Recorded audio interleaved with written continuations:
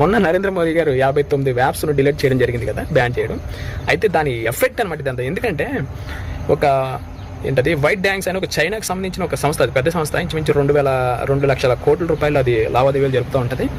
ఆ సంస్థకి సంబంధించిన టిక్ టాక్ హలో, ఆ రెండు ద్వారా కేవలం మన భారతదేశంలోనే $6 బిలియన్ వ్యాపారం జరుగుతుంది. అంటే మన కరెన్సీలో 45,000 కోట్లు.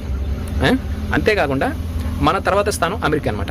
అమెరికా కూడా $4.5 బిలియన్ జరుగుతుంది. అంటే 35,000 కోట్ల దగ్గర. ఇవి రెండు అమెరికా మన ఇండియా కలిపితేనే దగ్గర 1,00,000 కోట్ల రూపాయలు లాస్ అన్నట్టు.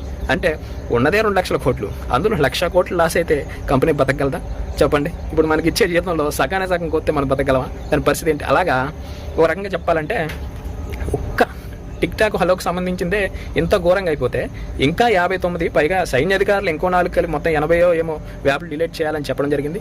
అమెరికాకి సంబంధించిన అమెజాన్ సంస్థ కూడా వాళ్ళ ఉద్యోగులు ఎవరికి కూడా టిక్ టాక్ హలో చైనాకి సంబంధించిన యాప్స్ వాడొద్దని కూడా